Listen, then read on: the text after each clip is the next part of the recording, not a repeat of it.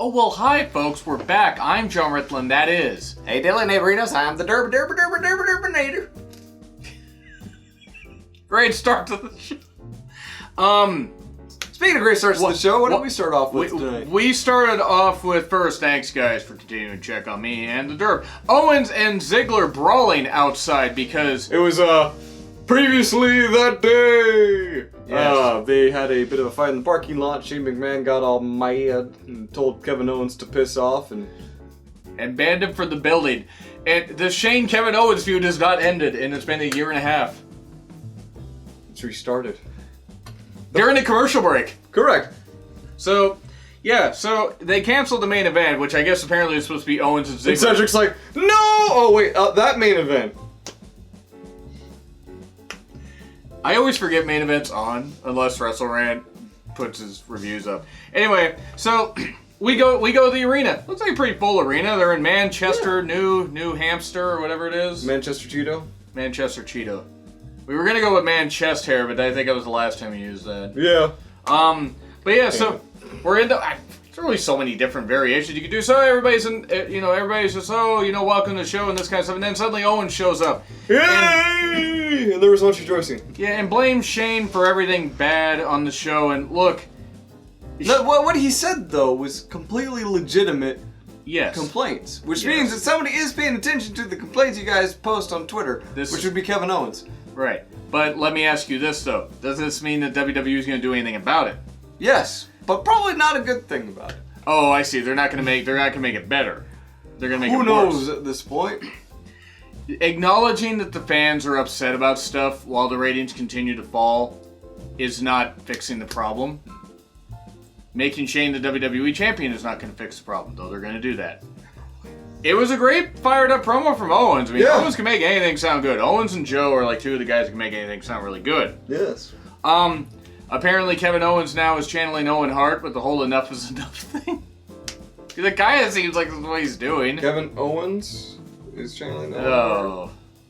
It said the thing. It said the thing without realizing it. But he did say... You know who inspired him to change it to Owens, right? It's Owen Hart. He does mention how Shane is taking up TV time from guys like, or from people like Apollo Crews, which sounds kind of wrong when I say that. Buddy Murphy, Asuka, Kyrie, he mentioned some others, I'm sure, but good. We actually get to see two of those later. Hey! We didn't get a match. It was a good promo by Owens. Owen, by the way, his mic kept getting cut off and he got banned from the building, so he's not going to be back tonight at all. Definitely. Guaranteed. No. When has that ever worked in wrestling? It's not worked at all, especially with a babyface. Nakamura versus Finn Balor. In a great match that would have been even better had it not been interrupted by a commercial break where you got the picture-in-picture thing that just completely Chris. ruins the flow. But at least there was no wrestling during the commercial breaks. Come on, Chris. It's such good shit. But it wasn't a commercial break because there was no break from the commercials. Just gonna ride through that joke, aren't you? Down Little Town Road, yeah. Yeah, okay, yeah. It was a good match, though. Yes. Nakamura ends up pinning Finn Balor after, some teases of the countouts and stuff like that. And yeah. This match has not been made official for Extreme Rules. Perhaps they're rebuilding Nakamura. They pretty much torpedoed him after that whole thing with Jinder and then the arm to Weird ball. tag team with Rusev. Well, yeah, then the arm to balls thing and then not making him WWE champion and then, the tag team with Rusev. The U.S. title... The worst thing to do with the heel turn is to waste it. Yeah. The 5-month U.S. title reign that they did nothing with. I forgot it even existed. Good on them for having a good match. It just... This match hasn't been added to the Extreme Rules card, but who the fuck knows? It may be added by the time after we do our Extreme Rules predictions. Yeah. Because they added a match literally today, which we'll get into later. But anyway, we then get Drew, Elias, and Shane. I've had enough of this. I've had enough. Enough of it. But Ziggler shows up, and the storyline has to come to a conclusion at some point. This is true. So it's going to come to a conclusion with Shane winning the WWE title. No, that would mean that it would be continuing after that. Yeah, right. But would you be shocked if Vince wasn't listening to the fans? Huh? I suppose I walked into that one. Ziggler was there. Yeah. And Ziggler versus Roman is the main event tonight. We then get a Joe interview, and he knew that Kofi wouldn't take what was offered to him.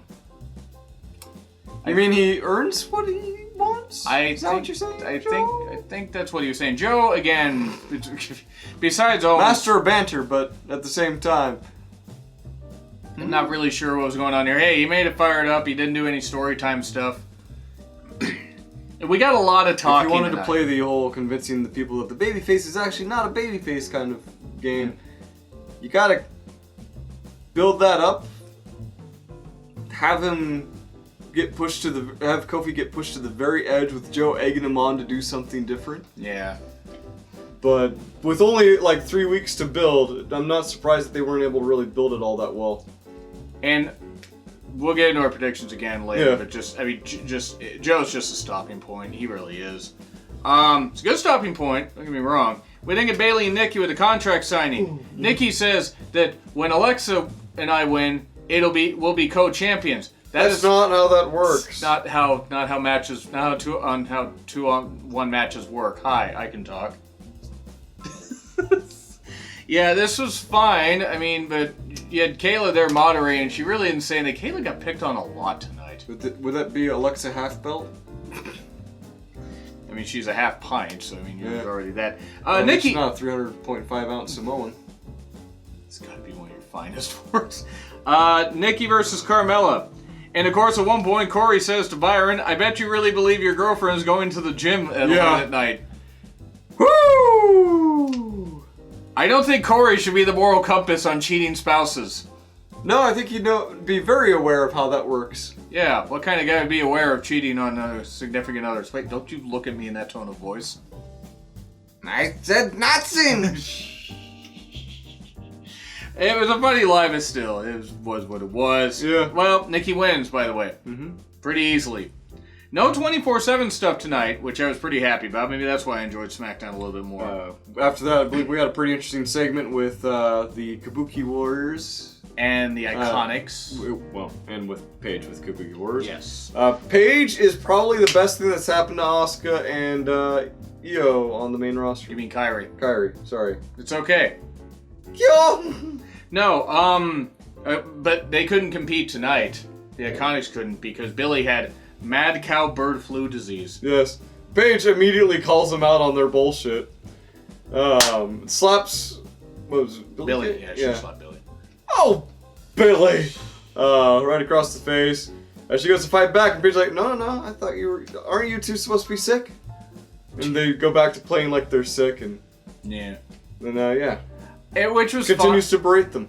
I think we might be getting this match next week or sometime down the road, who knows. Yeah, a match for the tag team titles. That actually exists, believe it or not. Alright. Which I feel bad saying because there is some talent, but yeah. We then get Reigns. He says that him and the Dead Men are going to do a thing. Or do the thing. Fuck, I don't know.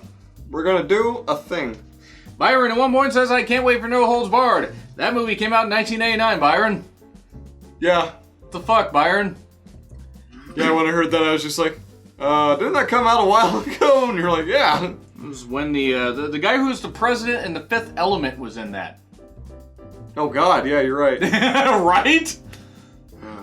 But then we get a summit, between the tag teams. Of the three tag teams that are competing. Daniel Bryan, Rowan, New Day, Big E, and Xavier, and Heavy Machinery. Yes. And there are some lines where New Day's first in the ring, and Big E says, that wasn't what I thought when I heard there was a three-way. Looking at Xavier Woods. Oh god. And then he goes, what was it? We'll be touching all three of our championship tips together. And I'm just like, Biggie, come on! The third. The censors are like, what do we do?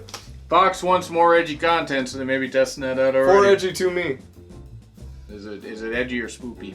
Yes. So, that was funny, and then Brian runs down the New Day. Yep. And then starts to run down Heavy Machinery, and speak of the devil, and at least Tucker and Otis will come out.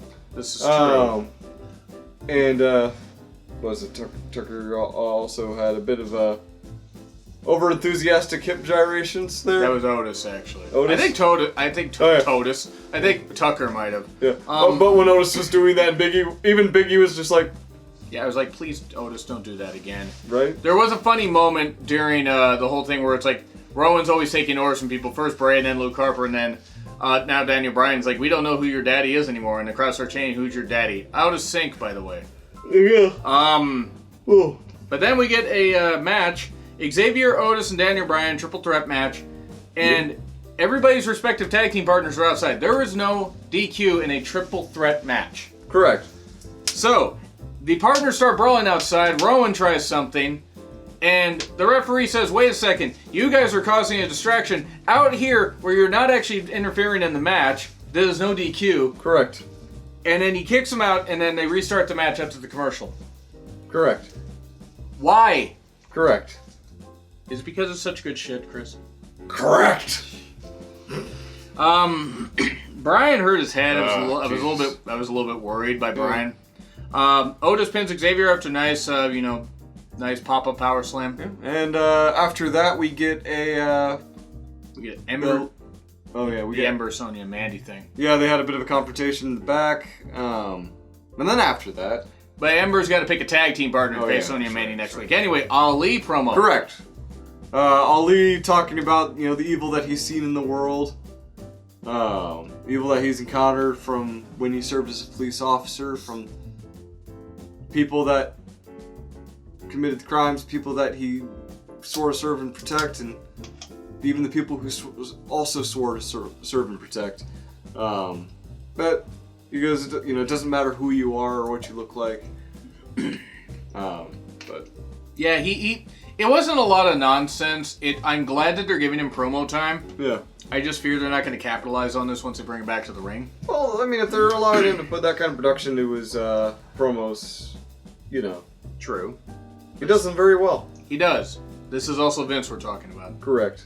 But yeah, it was a great promo, and then we get Alistair with a sit-down split-screen interview wondering who the hell is his partner, who the hell knocked on his door. And it begins with him being told that they have chosen not to reveal themselves as of yet. Shut up, John. So, after kind of complimenting them on hiding their identity, saying that it's smart. It's smart of you to do that. Then somebody walks on frame. You just see a hand. You see them walking around the chair a few times because they're a dog and they need to go around something 3 times before they can sit down. And when they finally sit down, it is the Thwith Cyborg, Cesaro. Yes. And we get talking And he's wearing his mouth guard for some reason. That still has the bar on it, by the way. Oh god, I didn't even realize that. Sheamus will return. No. Right. Oh, I hope he could, but I don't think so. I don't know if it's the best idea. But anyway, Alistair seems enthused. Alistair's also seems to have adopted a new speech pattern to kind of go with that cultist vibe that he's trying to go for. Yep. Accentuating certain words to separate it from normal speech. Gotta distinct. Gotta keep them separated. Hey. I'm excited for the match. We'll make our predictions a little bit later.